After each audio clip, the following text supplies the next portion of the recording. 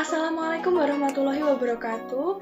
Saya Nada Fadila Aulia dengan NPM 213101079 dari Prodi Administrasi Bisnis. Di sini saya akan mempresentasikan atau menjelaskan tentang hubungan ilmu administrasi dengan ilmu-ilmu lainnya. Selanjutnya yaitu di sini saya akan menjelaskan latar belakang dari presentasi ini, yaitu salah satu cabang ilmu sosial yang mempelajari fenomena sosial yang berhubungan dengan kerjasama dan dinamika manusia dalam mencapai tujuan ialah ilmu administrasi.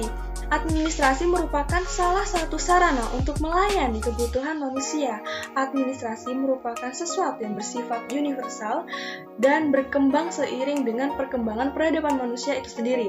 Hal itu disebabkan karena administrasi dapat dijumpai pada setiap aspek kehidupan, contohnya ekonomi, sosial, politik, dan lain sebagainya. Karena begitu luasnya bidang administrasi, sampai-sampai Robert Bethers mengatakan bahwa tidak ada ilmu sosial yang lebih luas cakupannya dibandingkan dengan ilmu administrasi. Fenomena-fenomena yang berhubungan dengan aktivitas dan tindakan manusia, terutama pada hubungan antara manusia yang satu dengan manusia yang lain, itu dinamakan fenomena sosial. Sedangkan dalam hubungan kerjasama secara organisasi disebut fenomena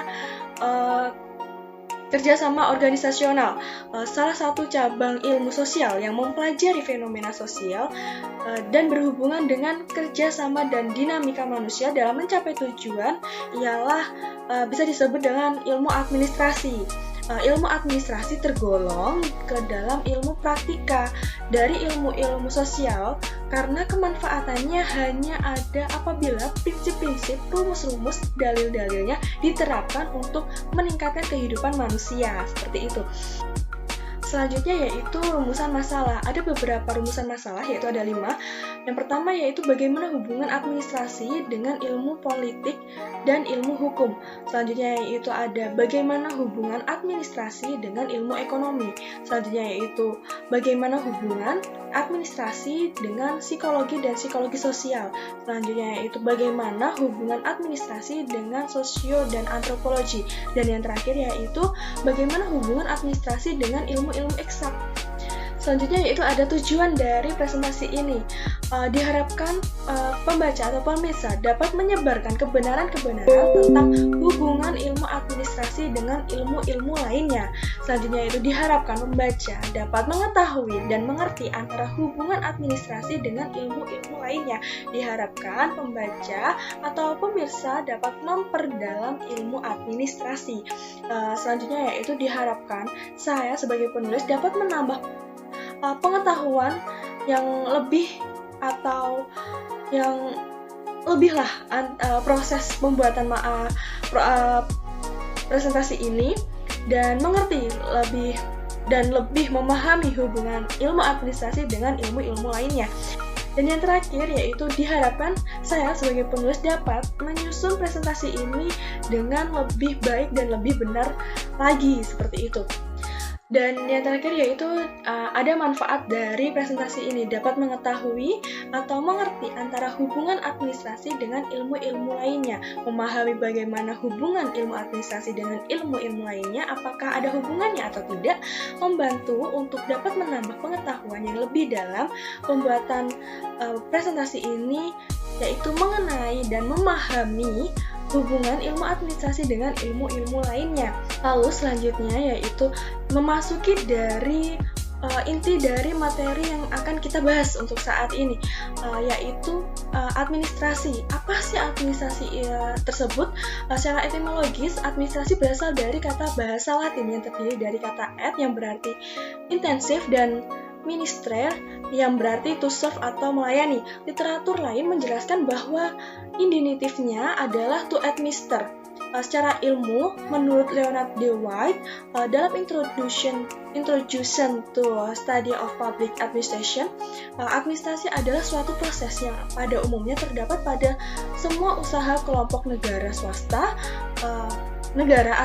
maksudnya, sipil atau militer, usaha yang besar ataupun usaha yang kecil dan lain sebagainya seperti itu.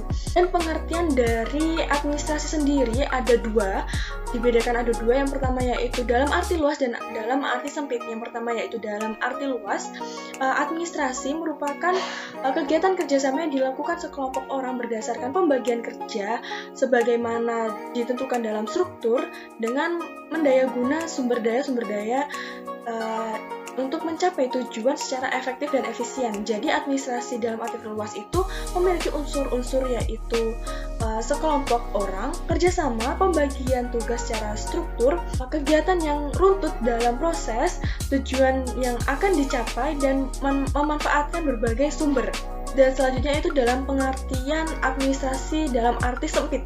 Administrasi dalam arti sempit adalah kegiatan penyusunan dan pencatatan data serta informasi secara sistematis dengan maksud untuk menyediakan keterangan serta memudahkan memperolehnya kembali secara keseluruhan dan dalam hubungannya satu sama lain. Administrasi dalam arti sempit ini yang sebenarnya disebut dengan tata usaha.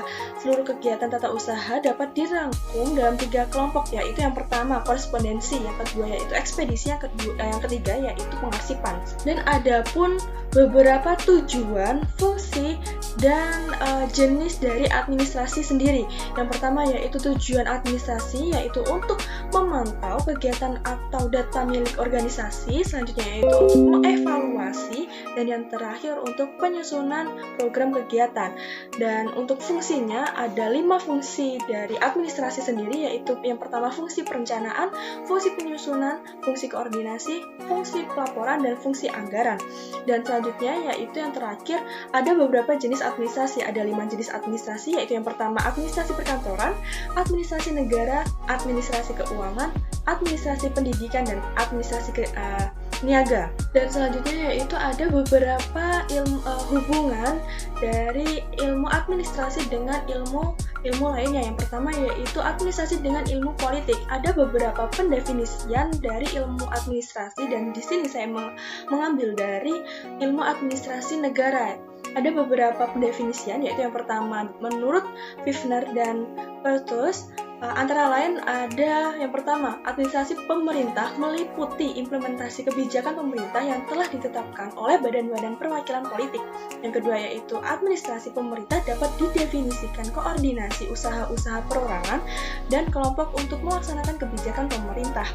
Yang ketiga yaitu ada secara global, administrasi pemerintah adalah suatu proses yang bersangkutan dengan pelaksanaan kebijakan-kebijakan pemerintah, pengarahan kecakapan, dan teknik-teknik yang tidak terhingga jumlahnya, memberikan arah dan maksud terhadap usaha sejumlah orang. Selanjutnya yaitu menurut George C. Jordan, administrasi negara dapat dirumuskan sebagai seluruh proses baik yang dilakukan organisasi maupun perseorangan yang berkaitan dengan penerapan atau pelaksanaan hukum dan peraturan yang dilakukan oleh badan legislatif, eksekutif, serta peradilan. Selanjutnya yaitu menurut Dwight Walt, administrasi negara adalah manajemen dan organisasi daripada manusia dan peralatannya guna mencapai tujuan pemerintah.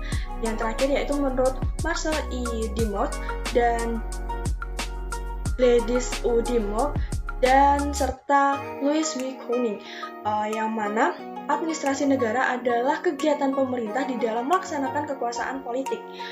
Jika disimpulkan, hal ini karena administrasi negara berasal dari ilmu politik dan dengan perkataan lain, adanya hubungan yang erat antara ilmu politik dengan administrasi negara sebagai ilmu yang tersendiri seperti itu. Selanjutnya yaitu ada administrasi dengan ilmu ekonomi. Dilihat dari prinsip ekonomi dan prinsip administrasi, maka keduanya yaitu memiliki kesamaan, yakni masalah efisiensi dan efektivitas. Administrasi bisa menjadi alat ekonomi untuk dan mencapai sasaran yang diinginkan, dan sebaliknya yaitu ekonomi dapat digunakan sebagai alat administrasi hingga tercapainya tujuan yang direncanakan. Suatu pengembangan yang mempercepat hubungan ilmu ekonomi dengan ilmu administrasi adalah penelaahan seperti firma, CV, PT, Perum atau perumahan umum, perjan atau perusahaan jawatan, keuangan negara, penganggaran, dan administrasi fiskal adalah telaahan ilmu ekonomi dan juga telaahan ilmu administrasi. Usaha para ahli dalam hal memaksimalkan sumber daya telah terlihat dengan sendirinya dalam menganjurkan administrator-administrator tentang cara-cara yang lebih efektif untuk menyelesaikan keadaan di luar dan melalui pemberian input, memperbaiki pembuatan keputusan di dalam organisasi. Pengertian-pengertian seperti ini memiliki biaya variabel dan biaya tetap, yang mana itu adalah sarana dari para administrator yang dikembangkan dan disempurnakan teknik-tekniknya. Selanjutnya yaitu adalah administrasi dengan psikologi sosial. Pendekatan psikologi sangat membantu pengembangan ilmu administrasi. Dalam perkembangan teori administrasi misalnya yaitu terdapat teori dan pendekatan perilaku yaitu human behavior. Pada mulanya, ahli psikologi organisasi memperhatikan diri mereka sendiri, yaitu menyangkut masalah kelelahan, kebosanan, dan faktor-faktor lainnya yang berkaitan dengan kondisi kerja yang dapat menghambat pelaksanaan kerja yang efisien. Agar organisasi dapat melakukan kegiatan dengan efektif, seorang administrator atau manajer harus dapat mengetahui perilaku individu anggota organisasinya atau bawahannya. Para ahli psikologi sosial terutamanya memberikan sumbangan yang cukup penting dalam penilaian dan pemahaman sikap, proses pemecahan masalah, pola komunikasi, dan bagaimana aktivitas kelompok dapat memuaskan kebutuhan individu atau seperti keanggotaan dan kekuasaan. Dan itu adalah menurut perkataan dari Robbins pada tahun 1980. Lalu selanjutnya di sini ada hubungan administrasi dengan ilmu sosiologi. Ahli sosiologi mempelajari sistem kemasyarakatan di mana individu-individu melakukan perannya. Para ahli sosiologi khususnya yaitu telah memberikan sumbangan yang cukup besar untuk perkembangan teori administrasi melalui studinya tentang perilaku kelompok dalam organisasi, khususnya organisasi informal dan kompleks. Dalam konsep-konsep administrasi dikenal dengan dinamika kelompok, teori organisasi formal, birokrasi, wewenang, komunikasi, kekuasaan, dan konflik yang kesemuanya merupakan input yang berharga dari konsep-konsep sosiologi. Konsep birokrasi misalnya yaitu merupakan telaahan bidang sosiologi yang juga menjadi konsep telaahan ilmu administrasi di mana konsep tersebut ditransfer dan dikembangkan berdasarkan teori, metode, pengertian, dan analisis ilmu administrasi. Proses kerjasama yang juga diwarnai oleh latar belakang, status sosial, serta keadaan lingkungan individu atau manusia, dan hal tersebut menjadi konseptualisasi dalam bidang administrasi. Administrasi dengan antropologi menyadari bahwa bagaimana kita berperilaku adalah suatu fungsi dalam kebudayaan kita, dan hal ini merupakan hubungan para ahli antropologi untuk bidang administrasi. Seperti kita lihat sebelumnya, perbedaan kebudayaan ada di dalam bangsa juga antar bangsa-bangsa.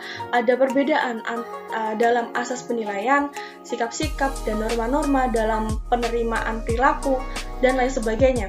Sistem penilaian yang bersifat individu yang merupakan prioritas terhadap apa yang penting akan mempengaruhi sikap kita dan juga perilaku kita dalam bekerja. Selanjutnya yaitu administrasi dengan ilmu hukum. Ilmu hukum yang mempelajari norma-norma dan kaidah-kaidah hidup di dalam masyarakat memberi input yang besar dalam perkembangan studi administrasi, kelangsungan hidup yang teratur, serta perkembangan yang dinamis.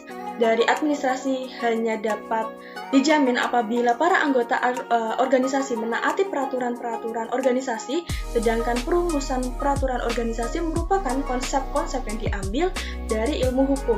Di samping itu, prosedur administratif didasarkan pada peraturan perundang-undangan yang berlaku. Salah satu cabang ilmu hukum yang mempererat hubungan antara administrasi dengan ilmu hukum yaitu dalam disiplin ilmu hukum administrasi negara. Selanjutnya yaitu ada ilmu administrasi dengan ilmu eksak. Para ahli matematika dan statistik telah menyumbang dan memperkaya teori administrasi yaitu dengan memberikan alat bantu untuk memperbaiki pembuatan keputusan. Keputusan yang diambil oleh para administrator harus tepat, praktis, dan dapat dilaksanakan dan memerlukan data-data eksak lengkap dan up-to-date serta tersusun secara sistematis yang dapat diperoleh melalui statistik. Demikian juga dengan ilmu teknik yang memberi sumbangan terhadap perkembangan ilmu administrasi yang dalam tahap awal kerja pengelolaan manajemen terpusat sekitar efisiensi dengan program kerja dan prosedur kerja. Ilmu teknik menambah kemampuan dalam menyatukan kondisi kerja fisik dengan kemampuan kerja manusia, di mana melalui usaha mereka dalam pembuatan pola kerja, arus kerja, dan prosedur kerja, serta pemilihan lokasi dan penggunaannya dapat memengaruhi kelelahan kerja dengan efektif dan meningkatkan hasil-hasil kerja dengan per kapita seperti itu. Dari presentasi yang sudah saya paparkan sebelumnya, bisa ditarik kesimpulan yaitu ilmu administrasi merupakan fenomena masyarakat modern dengan objek materialnya itu adalah manusia yang bekerja sama untuk mencapai tujuan bersama yang mengandung banyak sifat ilmu sosial dalam metode studinya, sehingga ilmu administrasi tergolong sebagai salah satu cabang ilmu sosial seperti halnya dengan ilmu politik, ilmu hukum, ilmu ekonomi, ilmu psikologi, dan ilmu psikologi sosial, ilmu sosiologi, ilmu antropologi, bahkan ilmu eksak. Sesungguhnya hampir semua ilmu bersangkut paut dengan atau memberi kontribusi terhadap ilmu administrasi dan juga sebaliknya. Untuk ilmu administrasi penting pula bagi ilmu-ilmu lainnya. Demikian yang dikatakan oleh Witwaldo pada tahun 1971. Ilmu administrasi tampaknya akan lebih bersifat deskriptif dan kering apabila tidak diperkaya oleh pemikiran-pemikiran yang berasal dari ilmu-ilmu lainnya. Dan dalam pengembangan ini sampai saat ini semakin memperlihatkan bahwa antara ilmu administrasi dengan ilmu lainnya, baik sosial maupun eksak, pure science maupun applied science, saling melengkapi dan saling mengisi, terutama untuk menelaah fenomena-fenomena yang berhubungan dengan manusia organisasional atau kerjasama organisasional dalam kenyataan empiris seperti itu. Dan yang terakhir yaitu ada saran untuk penulis dan pemirsa yang menonton presentasi ini, yaitu agar saya dapat memperbanyak referensi dari sumber-sumber atau buku-buku lainnya agar memperbanyak ilmu tentang administrasi dengan hubungan ilmu administrasi dengan ilmu lainnya. Dan dengan adanya penggarapan dalam presentasi ini, saya mengharapkan pembaca dan pemirsa dapat memahami hubungan ilmu administrasi dengan ilmu-ilmu lainnya lebih dalam lagi secara sejelas dan singkat seperti itu. Sekian presentasi yang dapat saya sampaikan, kurang lebihnya saya mohon maaf jika ada kata-kata atau penjelasan yang tidak dapat dimengerti, saya mohon maaf sebesar-besarnya. Sekian, wassalamualaikum warahmatullahi wabarakatuh.